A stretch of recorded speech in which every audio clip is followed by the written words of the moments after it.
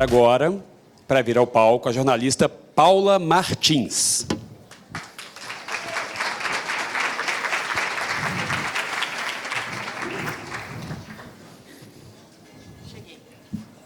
Seja bem-vinda. Achei que você ia aparecer ali também. E agora ela, tão incrível. Podem bater palmas, Costanza Pascolato.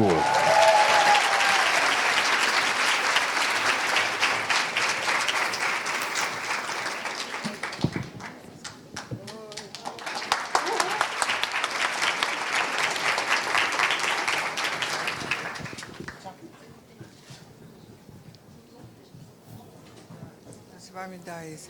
Boa noite. Oi. Todo galã ele, né? Arrumei quem quer casar comigo. Mais ou menos. Boa noite. Obrigada por ter me convidado aqui, né? E eu queria dizer para vocês que eu estou muito contente, mas eu acabei de sair da cama do hospital e eu não queria faltar hoje. Então, eu estou meio fraquinha. E é por isso que eu pedi para fazer mais cedo, tá? Eu estou atrapalhando o programa de vocês, mas... De forma alguma. Muito obrigada. Fiquem à vontade.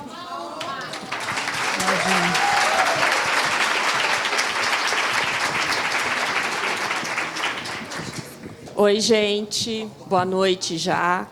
Um prazer imenso, né? Estar aqui do lado, eu diria, do ícone da IT, da fashionista... Tudo aquilo que a gente tenta nominar e falar de todas as pessoas aí, acho que a Constância ela representa e ela personifica muito essa imagem de uma mulher real mesmo, né? Que é porque viveu a moda em todos os seus momentos, nos mais incríveis e nos mais difíceis até. Obrigada. E a gente hoje vai conversar um pouquinho com ela. Ela gentilmente veio mesmo, como ela comentou, saindo aí de um momentinho mais delicado, mas ela está aqui com a gente. A gente vai conversar um pouquinho e depois eu vou abrir para vocês fazerem as perguntas, tá bom? Bom, todo mundo quer saber, obviamente, como é que tudo começou, né, Constanza? Existe isso? Existe um começo na vida de uma pessoa que tem uma trajetória como a sua? Bom, para começar, eu tenho que falar que eu tenho uma boa de uma estrela, né? Quer dizer, tem que agradecer todo dia. Eu sou uma diletante que deu certo, tá? Também eu comecei lá atrás, quando tinha mais espaço, né? Vocês sabem. Hoje eu tenho meus netos, que eu adoro, 22 e 20 anos, que estão estudando loucamente, porque eles sabem que eles vão enfrentar um mundo cada vez mais complicado e competitivo e que necessita de mais conhecimento. E, graças a Deus, eles têm essa vontade. Eu não sei direito, mas meus pais, que minha mãe, Gabriela, vocês conhecem, provavelmente já ouviram falar, e ela era uma mulher extraordinária. E meu pai, que ninguém conhece direito, que eu tenho pensado muito nele ultimamente, era de uma dignidade, de um conhecimento humano que eu, naturalmente, aproveitei, não é? E essa base familiar que te dá, como você bem sabe, todos os parâmetros na vida para enfrentar o mundo, eu tive. Agora, eu era considerada em casa uma ovelha negra, entendeu? Porque eu sempre... oxigenada até, porque era... E eu sempre queria fazer coisas que não tinham nada de convencional, desde pequena, né? Quer dizer, diferente. Uma das coisas que todo mundo sabe, talvez, eu até... Não escrevi isso, quer dizer, é que a gente usava uniforme no Dante Alighieri, né? Quer dizer, e eu, desde o começo, virava o casaco ao contrário, encurtava a saia, mudava a gravata, os nós e tal, aquilo. E era suspensa automaticamente, quer dizer, era uma coisa... Mas eram coisas, assim, uma rebeldia meio calma. Agora, na verdade, a minha carreira começou porque eu fui deserdada pelo meu pai. Gente, é muito bom. É verdade. É porque eu era casadíssima com uma pessoa maravilhosa, aliás, pai das meninas, mas eu me apaixonei, assim, aos 35 anos. E aí, eu saí de casa, meu pai falou, pronto, vai ficar sem dinheiro, vai ficar sem herança, vai ficar sem nada, pronto. Porque eles achavam que eu ia voltar para casa, entendeu? Só que daí... Daí eu fui trabalhar. Aliás, fui pedir emprego, né? Porque eu conhecia todo mundo em São Paulo, tá? Todo mundo me convidava para almoçar, mas nada de Nada emprego. de nada. Isso estou te falando lá dos anos 69, 70. E o Brasil estava... Aliás, o Renato já estava lá toda mil, né? Quer dizer... E... começando com a indústria dele, pensando tudo que foi, o que eram os anos 80, o jeans e tal coisa, o índigo, que foi uma explosão realmente brasileira específica. E eu, finalmente, alguém, que foi o Roberto Tívida, que era meu padrinho de casamento, ele falou, tá bom, eu vou te dar um emprego, mas você vai ter que trabalhar, viu? Porque eles olhavam para mim, eu tinha cara de dondoca, e bonita, né? Porque eu era lindona e ele vai ter que trabalhar. É como bonita não trabalha, dondoca que precisa não trabalha. Era um pouco isso. Bom, esse foi o começo. Esse é um pouco folclórico, mas é verdade. Mas desde pequena eu tive o exemplo da minha mãe, que era uma mulher corajosa. E também eu posso falar para vocês, eu acredito em mim mesma, sabe? Tem que acreditar na gente, sempre, sempre, sempre, sempre. Eu me lembro que, quando eu cheguei no Brasil, eu era grande, quer dizer, eu tinha 6 anos, e não falava português. E, na época, a Itália tinha brigado com o resto do mundo, junto com a Alemanha, então a gente não podia falar italiano, né? Então, eles me puseram na escola, aos 7 anos, no jardim de infância. Então, era eu grande assim, sem entender uma palavra, né? Quer dizer, e aquela criança pequenininha, tudo em volta, eles faziam aquilo que hoje chama bullying, que eu não sabia. E eles ficavam em volta de mim, chocolate, chocolate, porque eu era pascolata. Eu olhava aquela gente e dizia, mas o que eles têm comigo, né? Quer dizer, aí eu olhei bem para eles e disse, já entendi. É que eu sou diferente deles, graças a Deus. Quer dizer, eu comecei me achando, entendeu? Eu disse, tá bom, tudo idiota mesmo, deixa para lá. E quando eu comecei a trabalhar, teve uma equipe de jornalistas, que depois virou meus amigos, que vieram me receber no corredor e dizer, escuta, é uma vergonha essa empresa ter contratado você. E eu pensei, nossa, eu tão bonitinha, tão boazinha, que eles querem, né? Quer dizer, eu falei, mas por quê? Você está tirando o pão da gente. Eu falei, é uma questão de pão. Eu pensei, meu pai tinha... Bom, se é uma questão de pão, então vai ser o meu com o de vocês. Essa história eu até escrevi. Muito legal, muito legal. E aí eles olharam para mim, é isso mesmo. Eu olhei bem para eles outra vez, aquela coisa do bullying. Eu falei, escute, aquilo que vocês sabem, eu vou saber. E o que eu sei, vocês jamais saberão. Tchau. E, na verdade, eu trabalhava 10 vezes mais do que os outros, mesmo. Eu ficava até meia-noite para entender a foto que ia acontecer no dia seguinte, tá? E ficava na máquina, que era Hasselblad, que era virado ao contrário, para entender o cenário.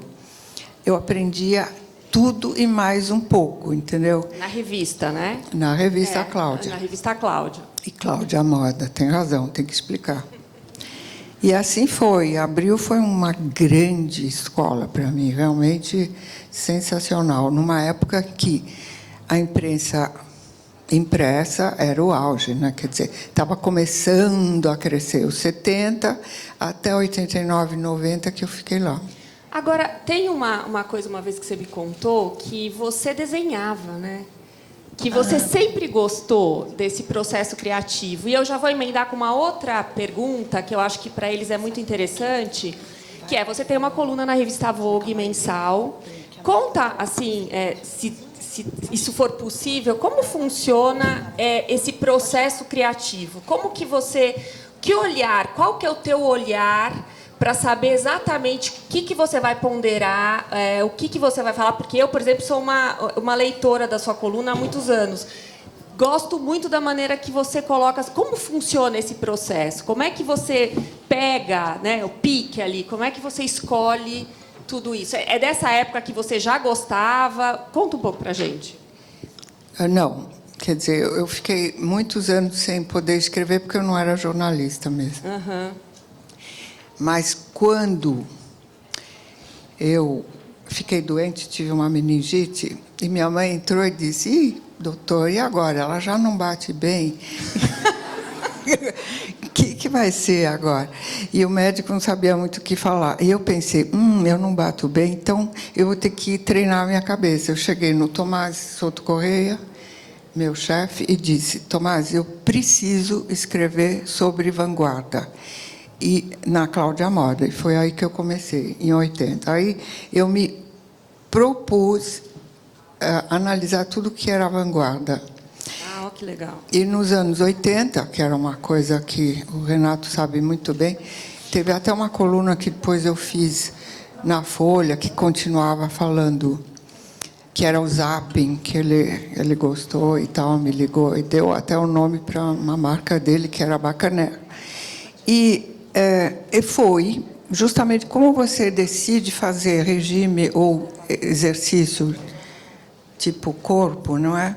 A cabeça é igual, gente, juro por Deus.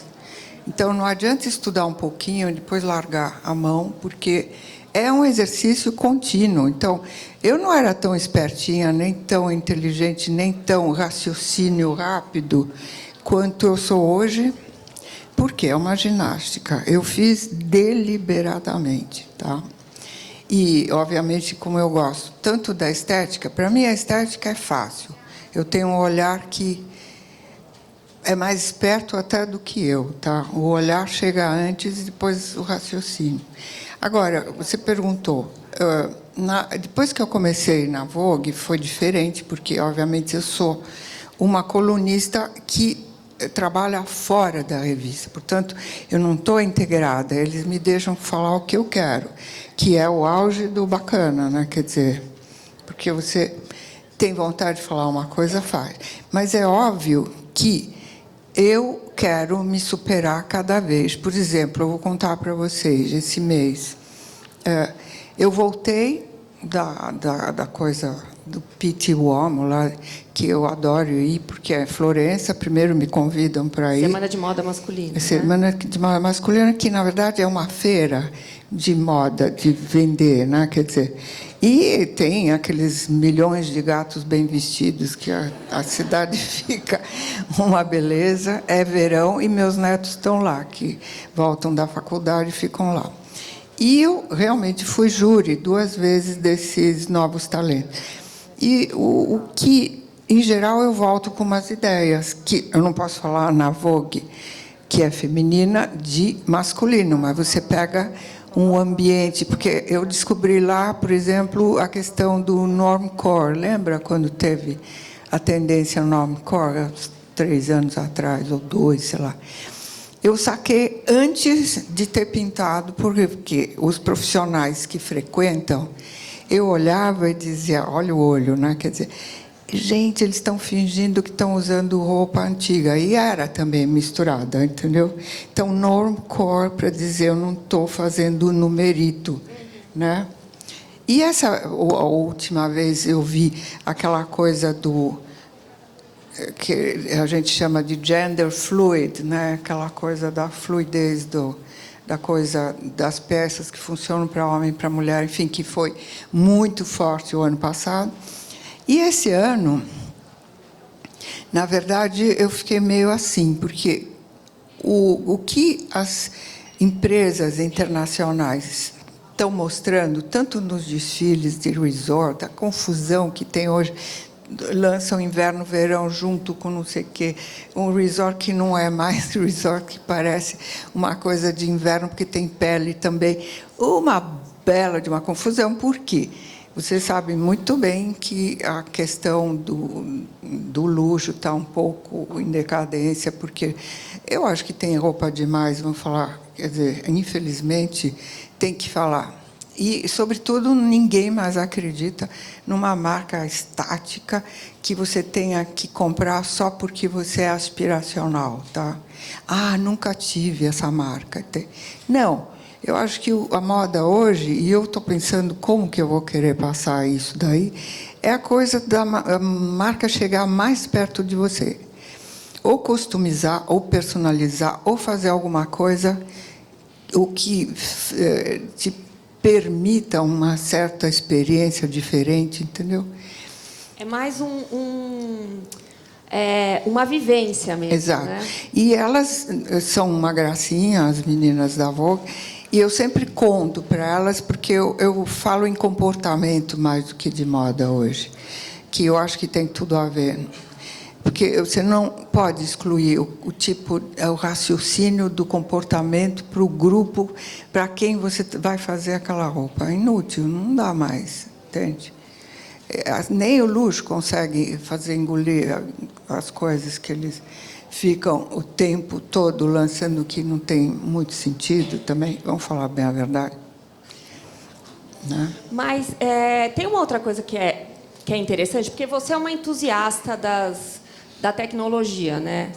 Mais ou menos, sou meio asna, mas eu gosto. Quer dizer, se você tá contando para a gente aqui que nos anos 80, você começou a querer escrever sobre vanguarda, então isso já é uma coisa que está dentro de você. Quer dizer, essa coisa do que... A curiosidade. Essa observação, né? Agora, a moda hoje, com todo mundo postando tudo, falando de tudo, o desfile acontece dali 30 segundos, já tem todos os blogueiros postando, já está todo mundo falando, já está criando desejo. O que isso mudou, Constança? O que realmente mudou no varejo, isso? Lá, como a gente fala, na boca do caixa. O que a marca ganhou ou perdeu com tudo isso, com todo esse fenômeno do online que a gente está vivendo? Então, eu acho que é uma coisa irreversível. A gente vive há um tempo a era da imagem, tá? E eu acho que a gente está mais bem informado, mas, ao mesmo tempo, está mais raso. Isso a gente sabe, né? Por isso que eu gosto de falar em comportamento, porque explica por que certas coisas acontecem. Então, aquele porquezinho, porque eu sou uma menininha até hoje. Por quê? Por quê? Porque é aquela coisa da curiosidade que ninguém que lida com moda pode perder ou deixar de ter, porque curiosidade é o que te leva a acompanhar o tempo que está cada vez mais acelerado, tá? Então, eu fico meio com o radar o tempo todo, sabe? Que é isso que me interessa, é a vida que se passa das pessoas, daquele grupo, e que precisa daquele produto, eventualmente. Porque hoje a gente sabe, os millennials, que são, sei lá, vocês que nasceram na época da internet, já, mais ou menos, que vão ser os 70% dos consumidores daqui 10, 15 anos, eles já não estão interessados só na imagem, tá? Eles querem a experiência, aquilo que acontece, o que significa aquilo para a vida deles, que a vida deles está cada vez mais competitiva, difícil, rápida e acelerada, e superficial na maioria. E depois, olha, vamos falar bem a verdade, nunca houve, em tempos recentes, um momento tão impressionante de movimentos sísmicos, políticos, sociais, geopolíticos. Eu passo muito tempo na Europa, porque, obviamente, tenho uma filha e netos lá, e nos Estados Unidos, porque minha neta estuda na faculdade, e a gente sente essa conturbação, a gente fica muito preocupada aí, olhando muito para aqui, para a América do Sul e Brasil, porque a gente tem a nossa dose de problemas, né? Quer dizer, mas vocês não podem imaginar, é uma coisa tipo abalo sísmico mesmo, mundial. O mundo está mudando de verdade, de uma maneira estrondosa, tá? Daqui 5, 10 anos, a Europa vocês não reconhecem mais, porque mudou assim, os grupos sociais, aquilo. Em 5, 10 anos, antigamente levava 20, entendeu? Agora, você acha que, então, a marca hoje ela tem que contar um pouco dessa experiência para agregar essa consumidora? Ela não adianta só colocar o produto pelo produto. De jeito nenhum. Ela tem que ter uma espécie de intimidade com o consumidor. O consumidor tem que entender a marca, mas a marca tem que fazer coisas para envolver o tal do consumidor além do desejo da compra. Eu não sei bem como fazer isso, mas eu sei que é o grande discurso que ouvi, inclusive, entre grandes profissionais lá em Firenze e em Paris, tá? Que tinha o desfile dos homens. Já lá. que você está falando de Firenze, de Paris, e você está sempre por ali, como é que a moda como é que a moda brasileira é vista lá fora? É uma pergunta meio clichê, mas que hoje a gente precisa entender também como a gente é visto. Existe uma credibilidade, ou a gente ainda é o país do carnaval, daquelas coisas mais fantasiosas, ou a gente está realmente fazendo moda de verdade? Eu posso falar uma coisa meio cínica? Eu acho que, para o pessoal fora, o que representa a moda é o negócio moda. Esse negócio de dizer a moda, a criatividade, isso, infelizmente, parece uma coisa meio passé, entendeu? A criatividade tem que ser canalizada para segmentar e fazer o melhor possível de uma marca que vai acompanhar a necessidade do comportamento e da vida das pessoas. Não adianta você ser gênio e inventar uma coisinha. Não interessa mais, entendeu? Ninguém mais se veste de modelão, entendeu? E o que o Brasil é conhecido até hoje, que é meio clichê também, é a questão dos maiôs, que é sensacional, todo mundo adora e tal.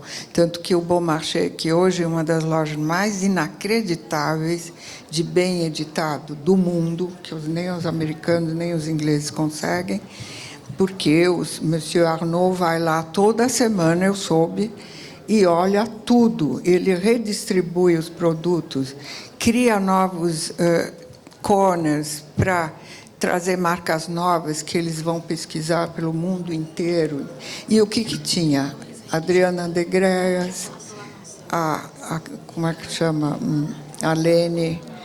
Daqui a pouco tem outro maiô. É o maiô. É a praia. É isso que a gente... E a gente faz muito bem isso, né? É algo que a gente consegue exportar. A gente faz melhor que os outros, de uma certa forma. Que tem uma nonchalance. Você sabe o que é, né? O que é? Não, explica. Eu não sei traduzir, peraí. Assim, a vontade no maiô brasileiro, além da sensualidade, essa coisa, mas todo mundo quer ser sensual, mas cada um é sensual à sua maneira, vai. Porque, vamos falar bem a verdade, a cultura tem a ver com a maneira como a mulher se exprime até sensualmente ou sexualmente, tá? Porque é uma questão de... Né? Agora, tem um luxuoso à vontade. E parece que a gente está sempre de férias, entendeu?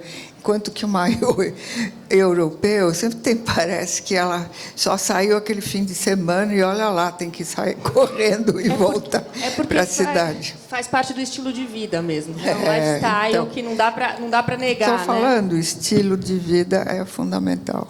E essa história do sinal buy now, essa coisa, você acha que existe isso? Existe para alguns, né? Depende de como as empresas são organizadas. tem, por exemplo, tanto os italianos quanto os franceses, que são grandes e que têm muito dinheiro para gastar em publicidade, em várias coleções, em viajar e não sei o que, não sei o que lá, que eles querem conservar a questão do distanciamento para criar o tal do desejo. E outras marcas que são menores, que, na verdade, e depois, quer dizer, que fazem toda a produção deles, mas cada um está inventando um negócio. Agora, obviamente, até o Louis Vuitton, que veio para cá, né, tinha, que não faz sinal buy now, mas ele tinha colocado 7 peças, 7 bolsas. Que dava para você ter o para gostinho você ter ali, no né? dia seguinte. E, Constança, a gente tem um monte de pessoas aqui que trabalham com moda, querem trabalhar com moda, estudam moda. E, assim, que dica, né? Como é que você se forma em moda? Como é que você... porque antes, há muito pouco tempo atrás, ainda mais no Brasil, isso era uma coisa... a pessoa nasceu para isso, né? Existia aquele tabu de que não era uma profissão para todos, né? Vamos voltar a falar. A moda é um grande negócio, tá? Então, ele tem que ser encarado como tal. A menos que você queira, obviamente, fazer um artesanato especial, pequenas marcas, mas assim mesmo. Você tem que conhecer a conjuntura. E, pelo amor de Deus, tem que se informar, gente, sempre. Se possível, ler em inglês, porque a informação em inglês ela é sempre mais precisa. Eu, quando quero uma coisa, eu vejo, sei lá, um novo nome que eu não entendo, eu vou procurar em inglês, porque eu sei que a explicação vai ser mais precisa naquela língua e tal coisa. Então, é bom aprender outra língua, além de tudo, porque negócio de cultura, com todo respeito, é fundamental, porque vocês vão entender os tempos que vão mudando, as coisas, por que as pessoas se comportam desse jeito. Inclusive, psicologicamente, vocês vão ter mais, sabe? E ela está falando que a gente tem que fazer pergunta agora, Constância. Tá bom. Vamos, então? Vamos fazer, então? Quem quer fazer? A gente tem 2 perguntinhas aqui. Alguém quer perguntar alguma coisa? Então, vamos lá. Vamos nessa. Não? Ninguém? Então é isso, gente. Tá. Então, Aí, ó, ela quer perguntar. Vamos fazer uma perguntinha. mas você... Imagina, Tava né, Constância? tímida, Se eu tenho uma chance de fazer uma pergunta para você, eu não vou fazer. Eu sou a Andréa. E, Constância, você tem um olhar realmente muito treinado e tem visto muita coisa. Queria que você falasse um pouquinho de como você vê o futuro do jornalismo de moda. Porque, com toda a mudança, a gente sabe que o jornalismo está vivendo uma transformação que a gente que está vivendo dentro do jornalismo, a gente não sabe bem para onde vai. Queria que você dissesse o que você enxerga.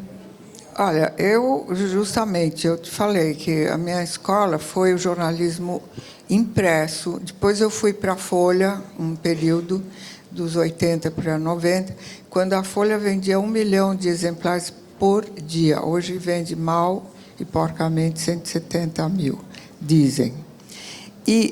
Então, o que acontece? Não é uma grande só desfeita, é uma maneira de encarar a notícia de maneira diferente.